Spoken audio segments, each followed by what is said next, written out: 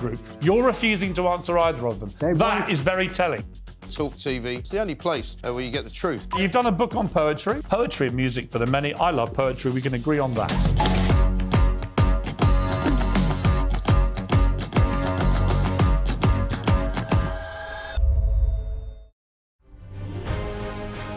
On TV, on radio, and on your smartphone. This is TalkTV. I'm Piers Morgan, Uncensored, tonight in Los Angeles. More bombshell court documents and more lurid claims about paedophile Jeffrey Epstein's powerful friends. But who knew what and when? I'll talk exclusively to his brother. And Donald Trump appears in court again, but are his mounting legal woes making him ever more popular? I sit down with a Democrat presidential candidate who says Biden, never mind Trump, is unfit for office.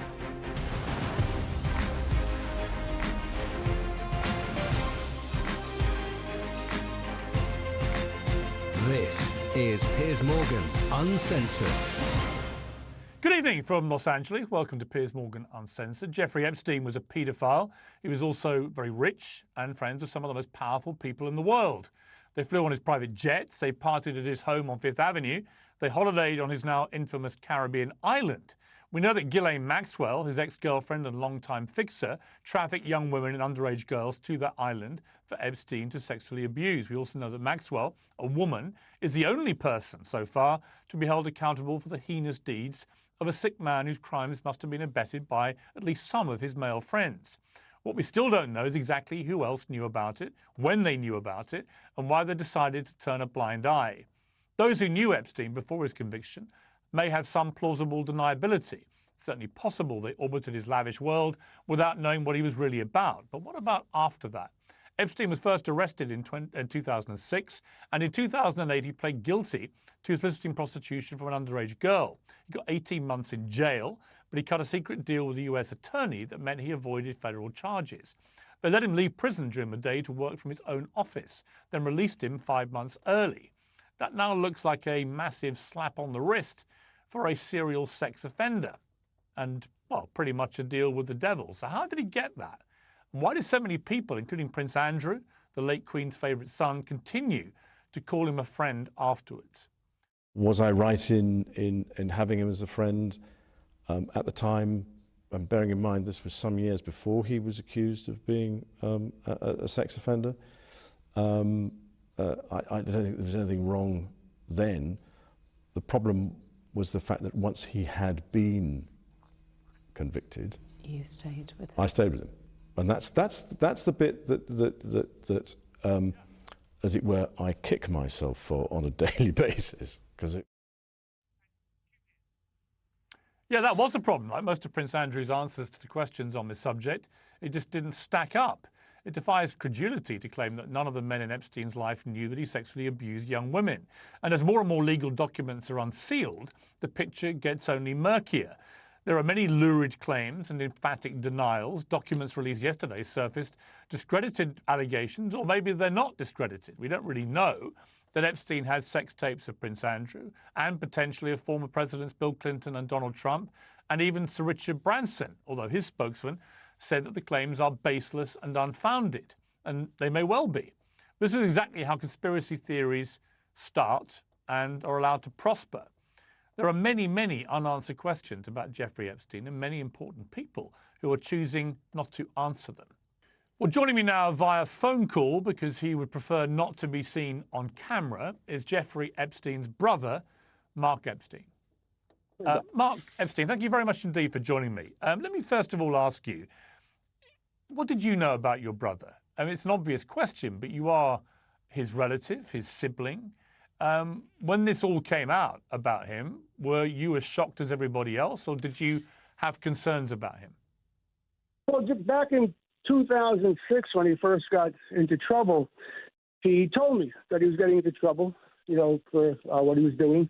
And so I knew from early on what was happening. He told me early on. Did you know the scale of it? I mean, obviously, he had that conviction. He served time in prison. But the sheer scale of what has I emerged made it real since. clear. I made it real clear. I'm not discussing anything about my brother and his charges against him. I have nothing to do with that. I wasn't involved. I have no more information. The only thing I'm interested in discussing is the circumstances surrounding his murder. Okay, well, you say it's a murder. Obviously, it was ruled as suicide. Why do you believe that's not true? Well, first, the actual pathologist who did the autopsy did not determine it was a suicide. They couldn't. They said it looked more like a homicide.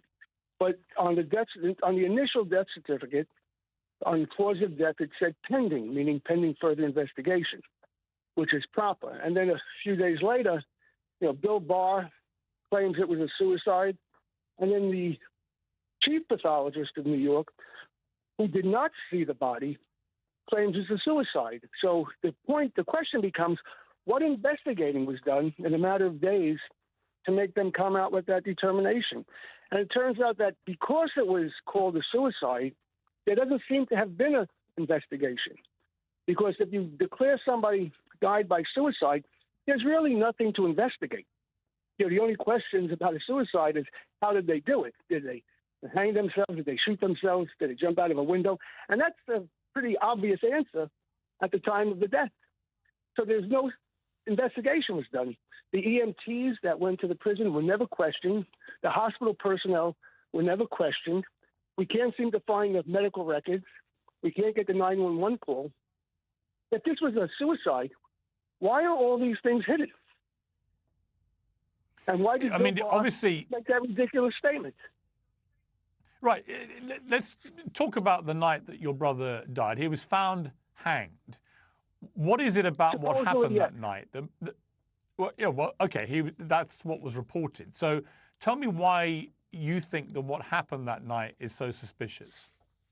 Okay, first of all, for 4 years we were trying to find out what position his body was in when he was found, because that's very telling.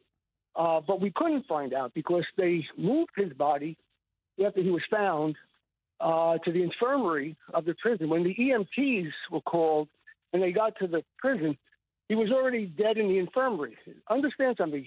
He had been dead for at least 2 hours before he was found. That's what the autopsy showed. And that's not a question. That's a fact. He could have been dead for 6 hours, but at least 2. Now, they said in the DOJ report that finally came out that he was found hanging. They said he was in a seated position with his legs extended in front of him. And when he was tied to the top bunk, and when they either cut him or tore him down, his buttocks was an inch and a half off the ground, which if you picture that, it means basically his entire body weight, or the bulk of his body weight, was hanging by the neck. Yes, there was probably some weight on his feet at the end of his legs, but the bulk of his body was hanging. So the mark on his neck left by the ligature is in the middle of his neck and goes straight back. If he was hanging, as they said, the ligature would have slid up high up under his chin and then went up back sort of behind his ears up to whatever he was tied to. So the ligature mark on his neck is inconsistent with the way they describe him. And another important thing is that when you die, when a person dies, their blood isn't circulating anymore. And what happens, the blood starts to settle in the body to the lowest point. Gravity just takes the blood through the tissue. So you get a pooling of the blood under the skin, which is why they tell you to never move a dead body, because they can tell a lot of things. If you find a dead body laying on its face and the back has this lividity of pooled blood, that means the body died on its back and somebody eventually turned it over. So if you picture the way they describe Jeffrey as hanging, well, he should have lividity in the back of his legs and in his buttocks, which was the lowest part of his body. Okay, let me ask you this. If he didn't take his own life, who do you think took it? Who killed him, in your estimation? It's a good question. Bill Barr said that no one went in or out of the tier, so he concluded it was a suicide. But there were something like 11 or 12 other prisoners on that tier that could have went in and killed him. Now, if another prisoner killed him, it's sort of, why would they go to the extent to cover it up? You know, it's like if you remember the case of Whitey Bulger, he was in prison and he got killed by 3 other inmates. Well, they got the guys and they prosecuted him for killing Whitey Bulger in jail. If it was just another prisoner that killed Jeff, why would they not just find out who it was and prosecute him for murder? There doesn't seem to be a reason to cover that up. Also, we can't get a list of who were those prisoners that were already on the tier. I know one was Taglione, who was Jeff's cellmate for a while. Now, the question becomes, who was on the tier that night? When were they put there? And when were they transferred out? Because I was told that after the death, a number of prisoners were transferred off of that tier to other places. So if let me ask you, Mark Epstein, Epstein, let me ask you, do you believe, obviously Jeffrey, your brother, had relationships, friendships with many of the most rich, famous, powerful people in the world. Do you believe that, let's take this theory to a conclusion here. Do you think that one of those people who may have had a vested interest in shutting him up and not talking about what he knew about them potentially may have played a part in his death? Yes, that's what I think happened. And then you have to question, out of the rich and powerful people he knew, who would have the ability to pull something like this off? That's another question. Who would have the ability to plant somebody in there if that's the way it was done? Who would have the ability to have the Justice Department come up with this, pardon the language, this bullshit report? In the Justice Department report, it just says that it was declared dead by the pathologist. But that's not true. It was declared undetermined by the pathologist that did the actual report. And then for some reason, you've claimed, Mark Epstein, that your brother had information on Donald Trump and Bill Clinton that was so incendiary that the 2016 election would have been cancelled if that information had come out. No, what was that information? Wait, Piers, that's incorrect. What Jeffrey told me during the 2016 election, we were just discussing the election, just two brothers talking about current things.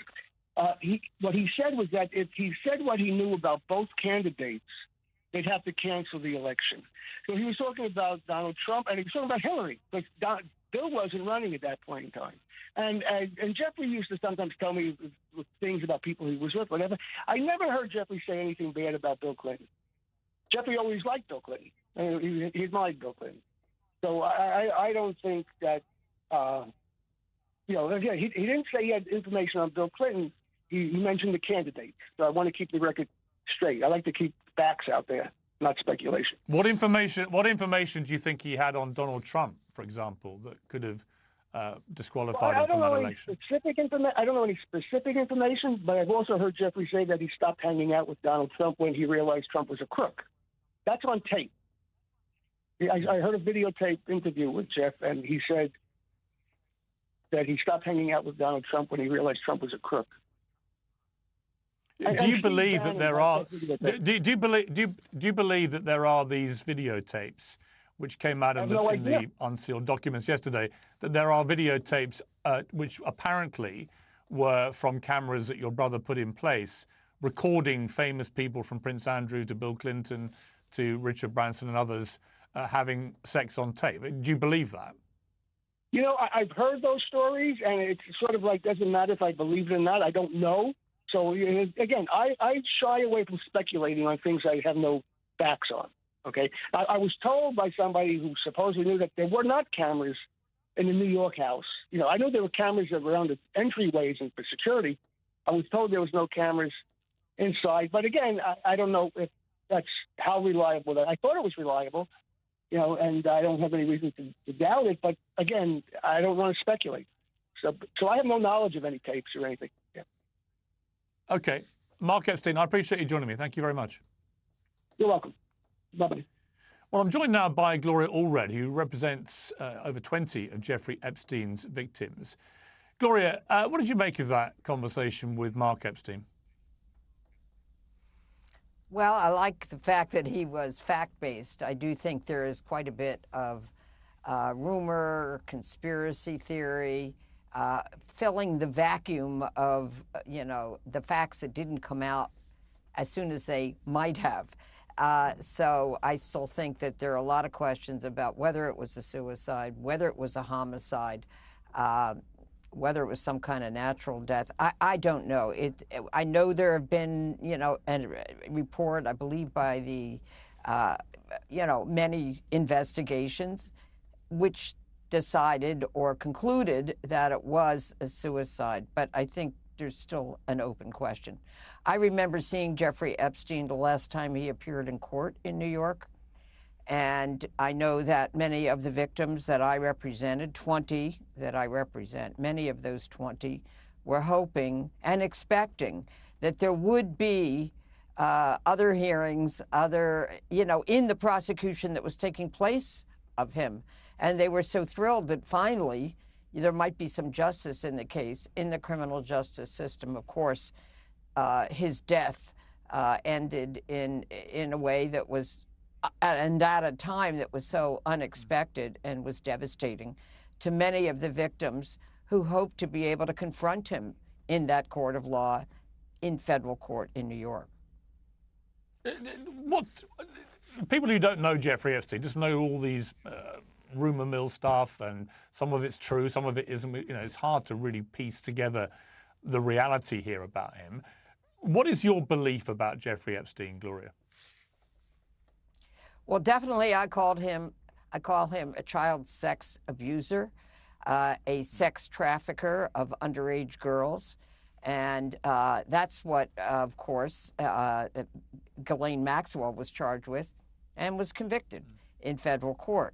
By the way, I never use the word pedophile because that means a lover of children, and a man who exploits and hurts and traffics and does what he did to underage girls and often to adult women as well, is not a lover of children, is not a lover of women. He's a manipulator, and he's a sex predator. There's a lot of ongoing speculation about Prince Andrew's friendship with Epstein and what he knew or didn't know. The bottom line is he paid Virginia Giuffre a reported $11 million to settle a case with her that he said he was never going to settle. What do you read into that? I mean, is there any way in a normal world that somebody would pay someone that amount of money to stop a case proceeding if they didn't have something to hide? I've done countless settlements after litigation, or what we call pre-litigation, and the accused person never admits that he did it. But when we do it, we present a great deal of evidence to the accused through his lawyers, and then there is a process, often a mediation process with a retired judge or a professional mediator, where there's conversation, which is really a negotiation, and there's a result. So bottom line, I can't say whether he did it or not, but it certainly raises a question if he paid substantial millions of dollars to resolve and settle the case. Gloria Royd, as always, great to have you on the programme. Thank you very much. Thank you. Well, Uncensored next, I'll be getting more on this story with my panel, including Epstein's former lawyer, Alan Dershowitz.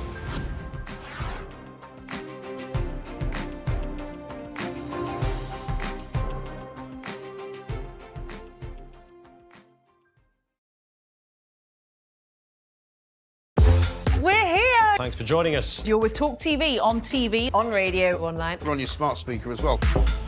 Criminals using XL bully dogs as weapons to threaten others. No matter how well trained, most dog owners will tell you a dog can turn. Do you know what I love about Talk Today? We do it all. Sunak, Suella, scones. I rather like David Cameron. I don't sort of bear him any ill will because he delivered the referendum that he said he would deliver. The Tories love a scrap. You can almost see this coming round the tracks with Suella Braverman. She's heading up one side and Rishi Sunak the other. The police are pro-Palestine. That is just not right. You swear an oath in the police to act without fear or favour. The COVID inquiry seems to have turned into a sort of pantomime. There's not really any substance to it. It's hard to know whether it's a farce or a tragedy. For the amount of time it's taken, the number of illegal migrants currently sent by us to Rwanda, zilch. The amount of money it's cost, we're saying, what are we saying it's cost? About 140 million. 140 million pounds so far. So 140 million pounds, so far result nil, absolutely nil. Are we only going to be trusting sources like Meta and Google? Where is our unbiased news going to come from? Calais in winter is cold. That is from the Jeremy Corbyn book. Kevin O'Sullivan is the worst presenter on Talk TV, sitting on his fat arse talking for a living. If you're walking towards me and you're a vegan, you should have a great big orange sticker over here saying, "Watch out, vegan's about." Weirdest plank that we've had in 3 years. Hundreds and hundreds of mice in a box, which he walked into a branch of McDonald's. McMouse Man. McMouse Man, yeah. McMouse Man. He should be easy enough to catch, this guy, shouldn't he? I mean, he's got a house full of mice. This is a major summit. President Biden decided this was important after watching a Tom Cruise film. Sunak and the current Conservative government are not Conservative. Why don't you leave that party and come to one that actually shares your ideologies? This has been a party political broadcast on behalf of the Reform UK Party. Hi, Ofcom. Kids think all they have to do is take pictures of everything. Just shut down TikTok. Problem solved. This is really unfair. What's unfair? If it's on camera, we're not doing the interview. Yes, I'm going to do. You're going to resign? Yes, because I cannot continue my work. When I say I am God, I'm not joking. Did you feel Elvis was controlling? I've been answering your question, you answer mine. It's actually not my job to answer your questions. Are you prepared to call Hamas a terror group? Is it possible to have a rational discussion? You can't, can you? I've asked you two questions. Should Hamas stay in power and are they a terror group? You're refusing to answer either of them. That is very telling. Talk TV. It's the only place where you get the truth. You've done a book on poetry. Poetry and music for the many. I love poetry. We can agree on that.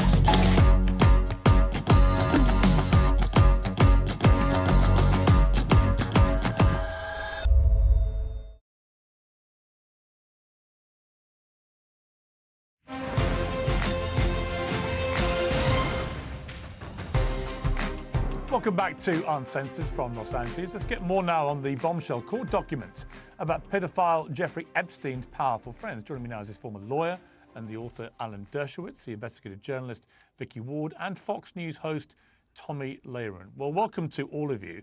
Alan Dershowitz, let me start with you. You've obviously, your name has appeared in these unsealed documents in various places. What should we read into these documents? There's so much claim, counterclaim, denial, suspicious silence in some cases. What should the public make of it?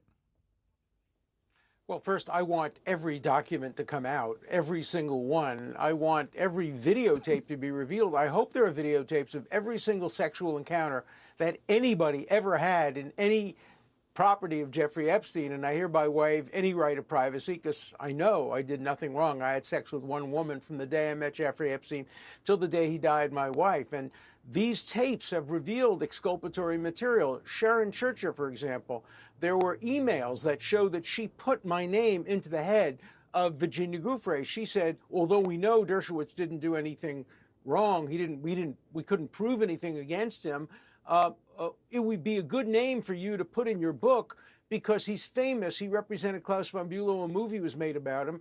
And then she put me in her book as somebody she did not have sex with. So, you know, these disclosed materials have helped people who were falsely accused by me.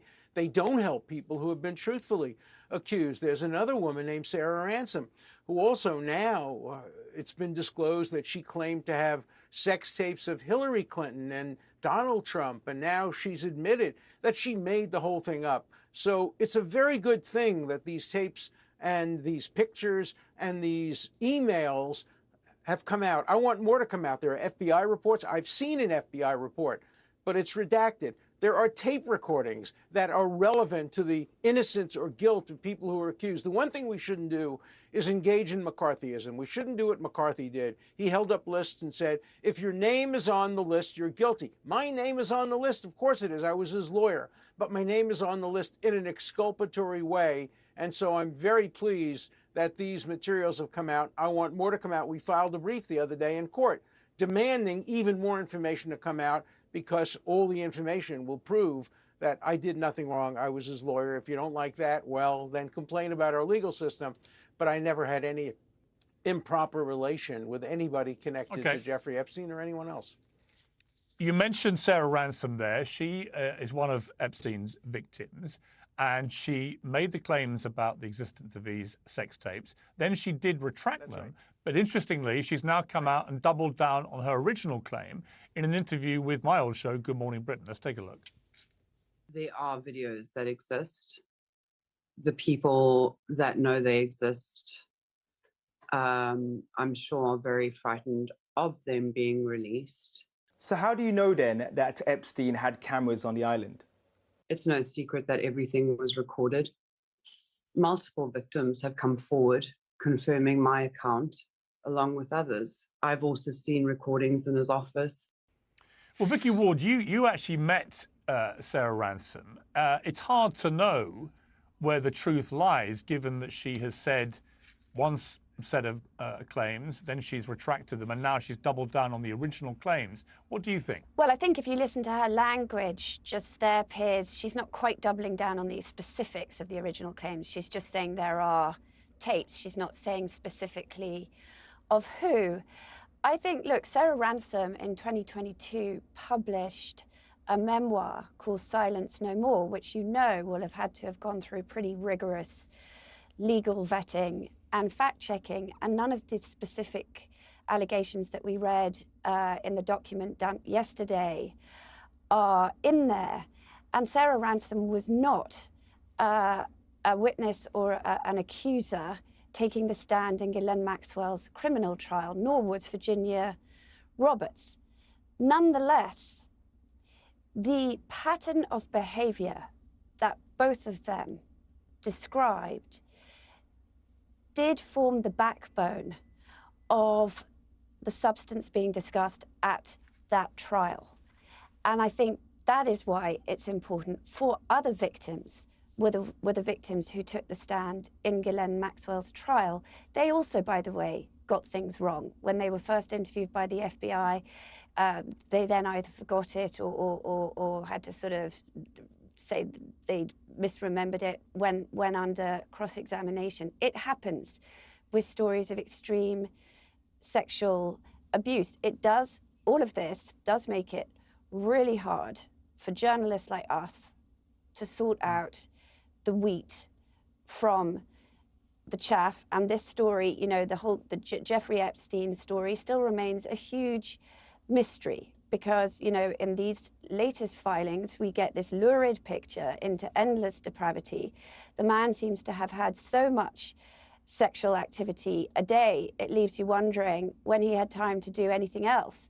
And if he didn't have time to do anything else, then why were all these really important, powerful world leaders floating around him? There are lots of questions here that are still outstanding.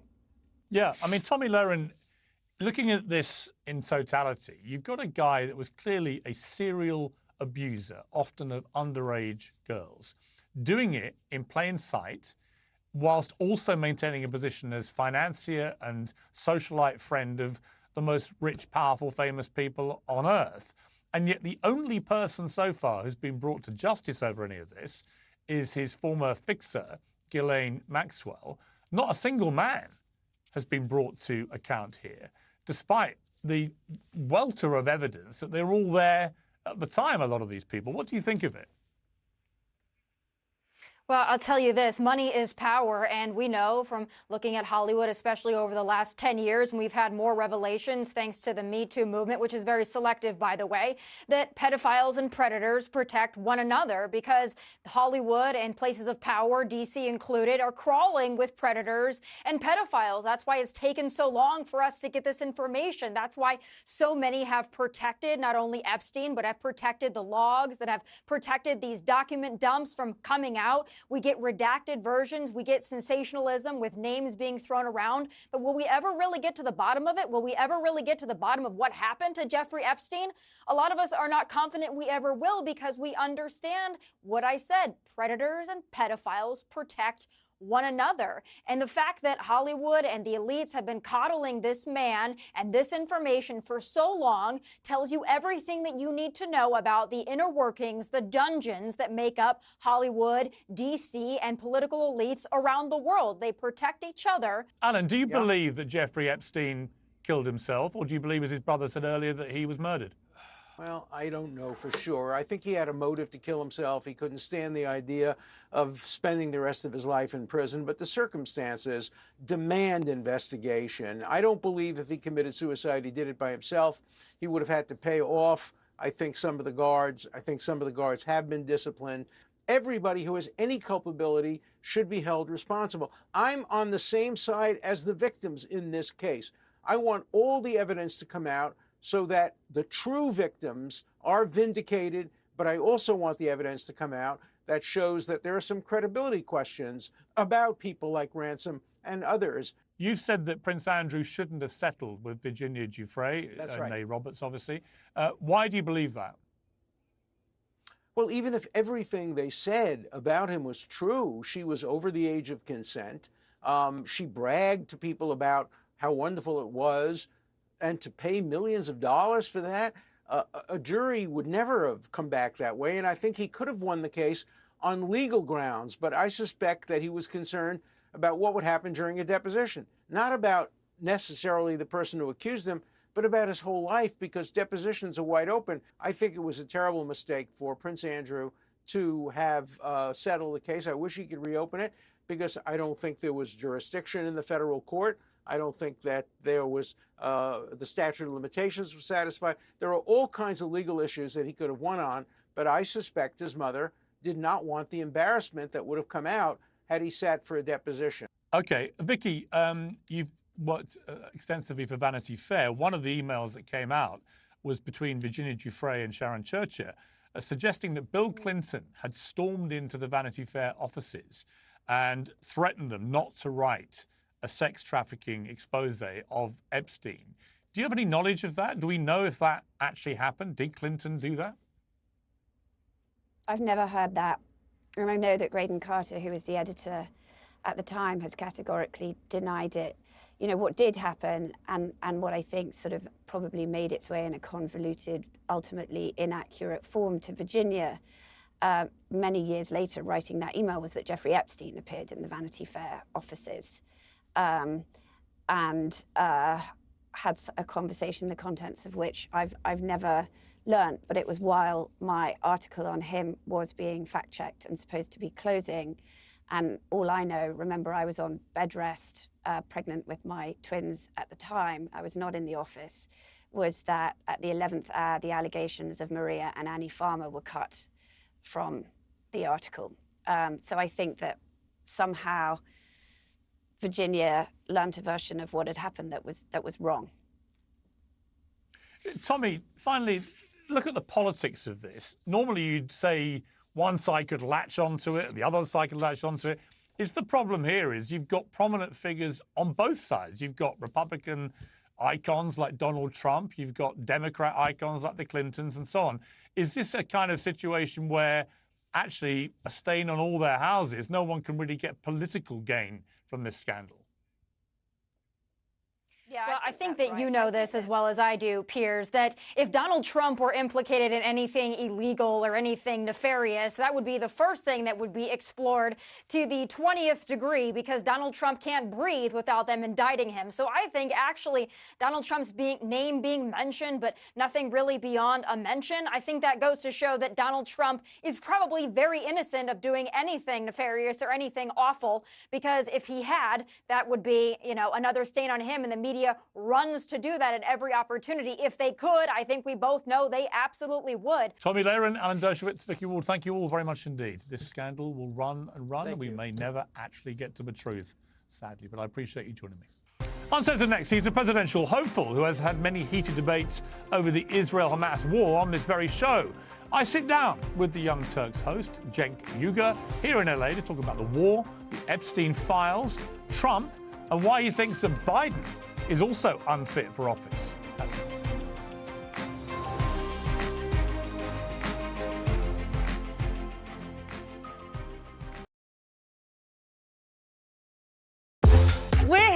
Thanks for joining us. You're with TalkTV, on TV, on radio, online. We're on your smart speaker as well. Do you know what I love about Talk Today? We do it all. Sunak, Suella, scones. I rather like David Cameron. I don't sort of bear him any ill will because he delivered the referendum that he said he would deliver. The Tories love a scrap. You can almost see this coming round the tracks with Suella Braverman. She's heading up one side and Rishi Sunak the other. The police are pro-Palestine. That is just not right. You swear an oath in the police to act without fear or favour. The COVID inquiry seems to have turned into a sort of pantomime. There's not really any substance to it. It's hard to know whether it's a farce or a tragedy. There needs to be one human per machine to come and rectify beeps and the clanks and when it goes wrong. Unexpected item in bagging area. I know. Are we only going to be trusting sources like Meta and Google? Where is our unbiased news going to come from? Graham was president of the Cambridge Union, which is the rubbish version of being president of the Oxford Union. Kevin O'Sullivan is the worst presenter on TalkTV, sitting on his fat ass talking for a living. If you're walking towards me and you're a vegan, you should have a great big orange sticker over here saying, "Watch out, vegans about." Twitter, you sons of Can you please reinstate my account? Yeah. Thank you. This is a major summit. President Biden decided this was important after watching a Tom Cruise film. Kids think all they have to do is take pictures of everything. Just shut down TikTok. Problem solved. When I say I am God, I'm not joking. Did you feel Elvis was controlling? I've been answering your question, you answer mine. It's actually not my job to answer your question.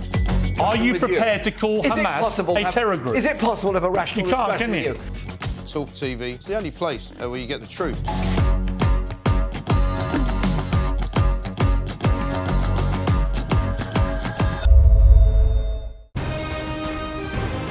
This is Talk TV. He's one of the biggest liars in the history of global politics. I was raised Catholic, so that makes me Jew-ish. You clearly dressed up in drag. Once! I ran in 2020 for the same exact seat. I got away with it then. Now he's been expelled from America's Congress and he could face up to 20 years in jail. The expulsion of the gentleman from New York, Mr. Santos. Did you not think people would find this out? I've been a terrible liar. Can George Santos finally tell me the truth? From Los Angeles, here's Morgan Uncensored.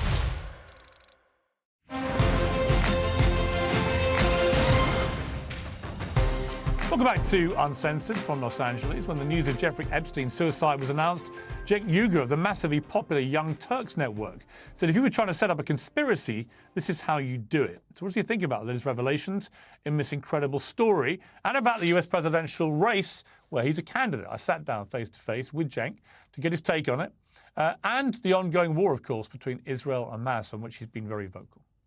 Cenk, it's great to see you here in Los Angeles. I feel like we've been seeing each other from across the water, often in very quite tense and fractious circumstances with big debates. So it's good to see you just one-on-one. And we're going to come to Israel and we'll come to the US election. You, of course, are running for president. But first, let's talk about the Epstein scandal, which every single day seems to produce ever more lurid headlines. What do you make of it? Well, it's important because it's people in power that did terrible things and seem to have largely gotten away with it. So I like that people care about accountability on this issue. The problem is we don't really know exactly who did it and exactly what they did. So, you know, you've got Bill Clinton saying I was on the plane, but I wasn't on the island. And you've got Richard Branson, who's come out vehemently denying there's any sex tape of him, as was supposedly revealed yesterday. There's lots of claim, counterclaim going on, very little hard evidence, which is indisputable, which could lead to potential consequence. Yeah, so when he first died in prison, I thought, okay, there's going to be something that's determinative here. Did the video in the hallway in the prison work or did it not work? If it worked and we see that no one went into his cell, okay, then it's a suicide. I'm not particularly fond of conspiracy theories, etc. But if it didn't work, okay, well, then that's a totally different issue. And as it turns out, oh, golly gee, the guards were off and the video didn't work. Well, that leads you to many other speculation by nature of this beast, right? But look, even Trump was terrific friends with Epstein for a long, long time. and said he knows that Epstein likes them young, so there's no question that he knew that Epstein was up to terrible things. But did he do it? I don't know. It's easy for the two sides to say, Clinton definitely did it, Trump definitely did it, but not we a don't actually know. political game playing going on with the various names and different attitudes depending if it's one of your party. There's also, I think, with the Epstein scandal, a sense that you look at it in totality. You have Epstein, who was in jail and may have taken his own life or may have had it taken from him. We'll probably never know. The only other person who's been brought to account is Ghislaine Maxwell, his kind of madame figure in the whole thing. None of the other men who must have either known about Epstein's proclivities or actively joined him in some of them have ever been properly brought to book for this. Do you think they ever will? Well, hard to tell, but one of the things that makes me wonder and why I brought up the videotape in the prison is because Epstein was supposed to have videotapes of a lot of this. Right. And yet we magically still haven't found the videotapes. Right. And under the Bush administration, the guy who let him go wound up, by the way, being the labor secretary for Trump. He's the one that let Epstein off the hook in the first place, right? Back in 2008. So magically, everyone keeps getting let off the hook in this case, except Ghislaine Maxwell. And of course, on that one, Trump said that he was very fond of her. Also, it seems to me there's sort of life before his first conviction and life after it, i.e. before the first conviction, then you can completely believe that people may have been, conned by this guy. But once he had that conviction in the early 2000s for, effectively a sex crime with a minor, paedophilia, once that happened, everyone who then continued to deal with him from Prince Andrew onwards, they surely are culpable by association. Yeah, I think after 2008, you have no excuses at all. And everybody, I remember covering that story. And I remember saying, this is ridiculous. This is a slap on the wrist for a guy who might have done an enormous amount of pedophilia and been connected to, at the time we already knew he was connected to tons of people in finance, politics, people in power. After that, going back and still associating with him probably means you're an addict. Probably means you're not only don't mind that at all, but can't help but go and seek that out. And what about that deal that was done at that time?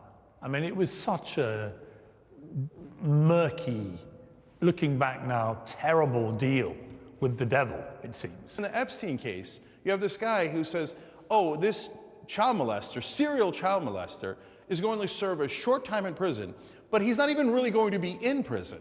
He's going to get to go out during the day and still conduct business and still make a lot of money. Will it have any bearing on the election this year?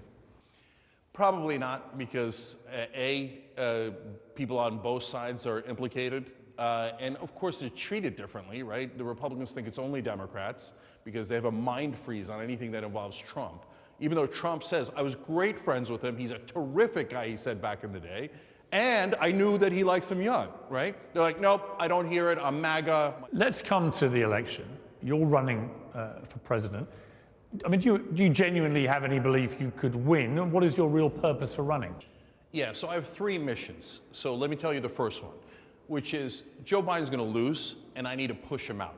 He's at 33% right now. No one has ever recovered from being that low as an incumbent for any federal office, let alone president. He's down 14 points with independents. He's down 4 points with younger voters. He's down 5 points with Latinos. It is a disaster for Joe Biden. And right now, if we don't get him out, we are definitely going to lose to Donald Trump. He's losing every single swing state. We have to act now to get new candidates in, and that's mission number one. He would say, I beat him last time. Look, Piers, I can give you 100 stats, but the bottom line is, no one with an approval rating this low has ever won for any federal office when they were this far down in an election season. That means Joe Biden would have to pull off literally the greatest political comeback in American history. Does anyone in their right mind think he's capable of that? There's no way he can do it. How much of Biden's unpopularity is specific to his age? In other words, if it was Gavin Newsom, who was currently the incumbent president with the record that Biden has had in the last 3 years, would he be polling much higher? So yes and no. A lot has to do with his age. 77% of Americans have said that they are concerned that he will not be healthy enough to finish a second term. But that is not the only issue. So in office, how is he done? You know, people say, oh my God, he did more than a normal Democratic president. That is a very low bar. Democratic presidents barely try.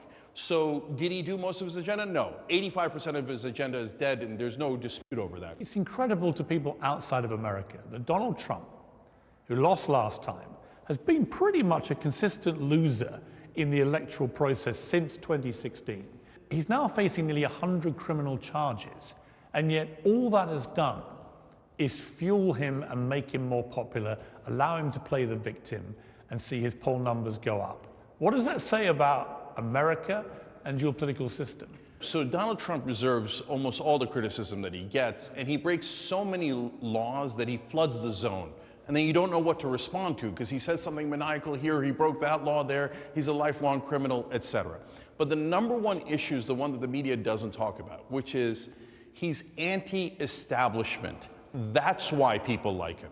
Democrats underestimate him at their peril, and they do it over and over again. So there's three issues here. One is, yes, he did do all those things, and sometimes the Democrats overreach anyway, right? Number two is what you're pointing out, which is that he's telegenic. He not in terms of looks, but in terms of he's entertaining. He's charismatic. Yes, and what Democrats don't understand is, sorry, but politics is now all media wars. That's what it is. Where do people get the information on who they're going to vote? Media, some form of media, not necessarily mainstream media, but some form of media. So you have to engage in the media wars, and Trump is fantastic at engaging in the media wars. He goes to wherever the cameras are, he grabs the spotlight. What does Biden do? Biden made his first speech against Trump just a couple of days ago. What are you waiting for, brother? He's done 200 speeches in the time that you've done one. That is a colossal media advantage and hence a colossal political advantage. But the third part of it is he's giving a giant middle finger to the establishment. Now, I don't want Donald Trump to win. I'm in this race. Why do I want to knock Biden out? Because I don't want him to lose to Trump. If Biden is the candidate, do you think Trump wins if he wins the Republican nomination? It's near 100%. So, look. And what would that mean for America? Disaster. Total, epic disaster. Even Republicans who don't support Trump are now supporting him in large numbers because they believe the Democrats have overreached in the way that he's being prosecuted. And I can understand that. It's the same way they try to take him off the ballot. My first reaction was, why would you do that? All that does is make him more popular. And by the way, the Supreme Court inevitably will throw this out anyway. There's still folks that I have a lot of adjectives for, I'll try to keep it under control, that still say 91 indictments. Well, all it's done is made him more popular. Yes. When are you going to get it through your thick, thick skull that people don't think like you do? So this normal person who's a liberal in Washington is like, well, I am outraged and I would never vote for anyone with 91 indictments. Yeah, brother, but you're not the average voter. The average voter doesn't see it that way and hasn't seen it that way, and the polling has showed it for nearly a year.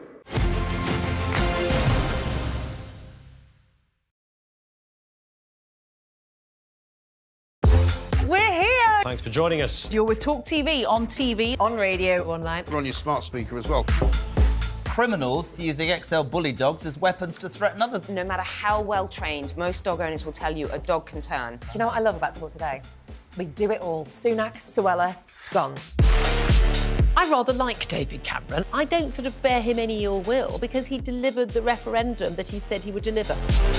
The Tories love a scrap. You can almost see this coming round the tracks with Suella Braverman. She's heading up one side and Rishi Sunak the other. The police are pro-Palestine. That is just not right. You swear an oath in the police to act without fear or favour. The COVID inquiry seems to have turned into a sort of pantomime. There's not really any substance to it. It's hard to know whether it's a farce or a tragedy. For the amount of time it's taken, the number of illegal migrants currently sent by us to Rwanda, zilch. The amount of money it's cost, what are we saying it's cost? About 140 million. 140 million pounds so far. So 140 million pounds, so far result nil, absolutely nil. Are we only going to be trusting sources like Meta and Google? Where is our unbiased news going to come from? Calais in winter is cold. That is from the Jeremy Corbyn book. Kevin O'Sullivan is the worst presenter on Talk TV, sitting on his fat ass talking for a living. If you're walking towards me and you're a vegan, you should have a great big orange sticker over here saying, "Watch out, vegans about." The weirdest plank that we've had in, 3 years? Hundreds and hundreds of mice in a box, which he walked into a branch of McDonald's. McMouse Man. McMouse Man, yeah. McMouse Man. He should be easy enough to catch, this guy, shouldn't he? I mean, he's got a house full of mice. He's on This is a major summit. President Biden decided this was important after watching a Tom Cruise film.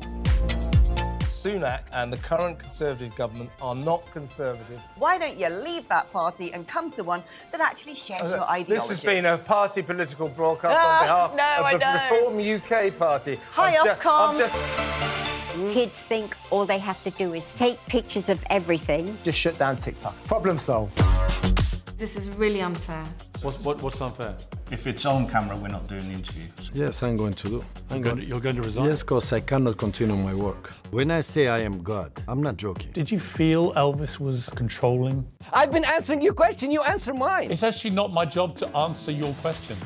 Are you prepared to call Hamas a terror group? Is it possible to have a rational discussion? You can't, can you? I've asked you two questions. Should Hamas stay in power and are they a terror group? You're refusing to answer either of them. That is very telling.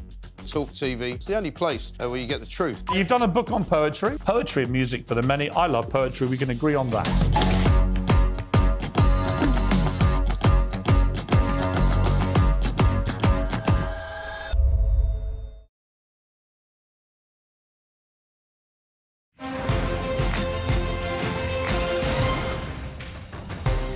Let's turn to Israel and the war in Gaza.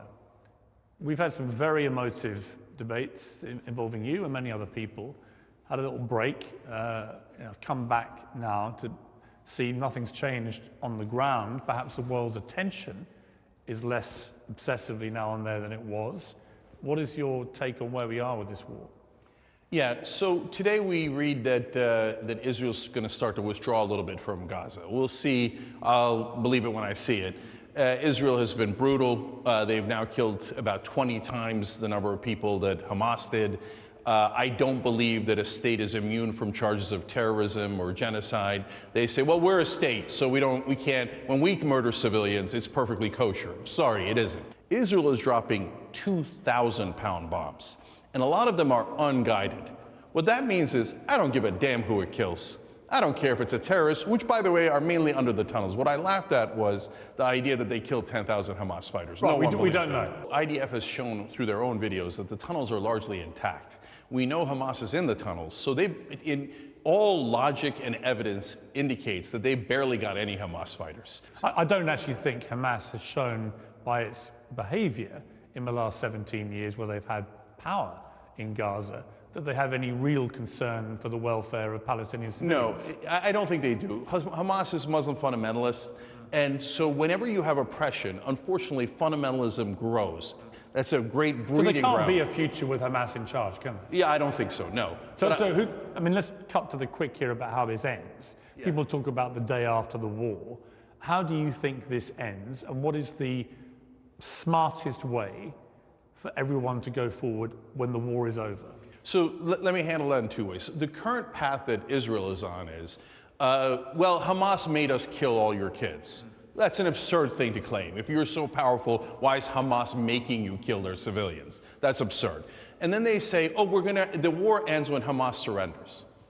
Nobody thinks they're going to surrender. That's an absurd standard. What are they going to say? Okay, I'm right here, come and bomb me, so or come and arrest me. But there is a real way that it can end. So you make a deal with the Palestinian Authority, and the Biden administration has finally woken up and begun to go in this direction, but which they I are applaud. totally discredited, riddled with corruption. That's right. I mean, I would say Hamas is also responsible. I would say that Netanyahu is very damaged. He may not survive this himself. And he is at the behest now and under control of his right-wing cabinet, which is incredibly unfortunate for those like you and I who would like to see peace be achieved here. How long do you think this war is going to go on for?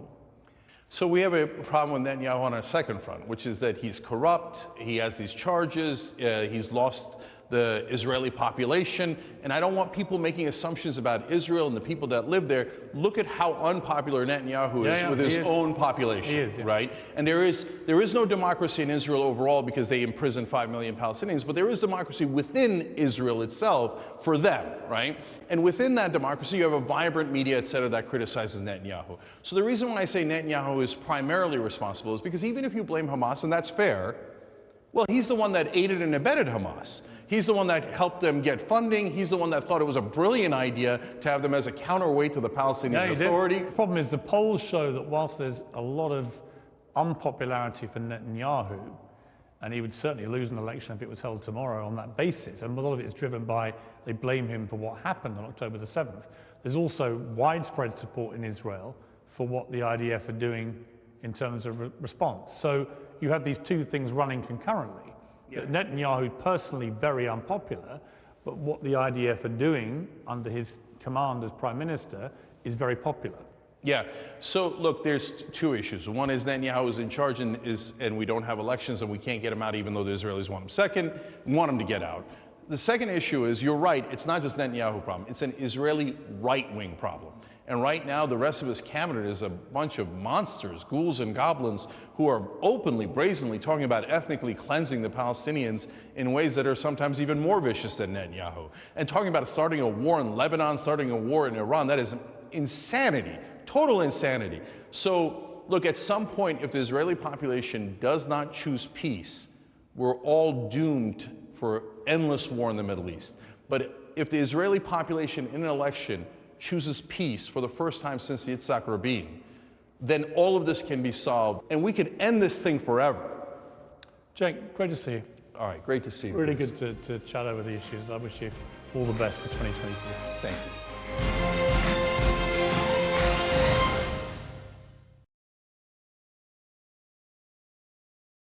you. We're here. Thanks for joining us. You're with TalkTV, on TV, on radio, online. We're on your smart speaker as well.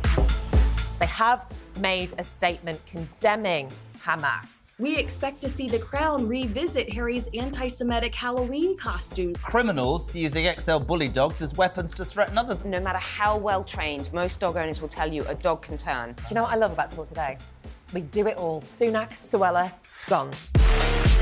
I rather like David Cameron. I don't sort of bear him any ill will because he delivered the referendum that he said he would deliver. The Israelis are very conciliatory. All they want is to be recognised. The timing of this Hamas attack comes because there was the expectation there was going to be a deal done sort of normalising relations with Saudi Arabia.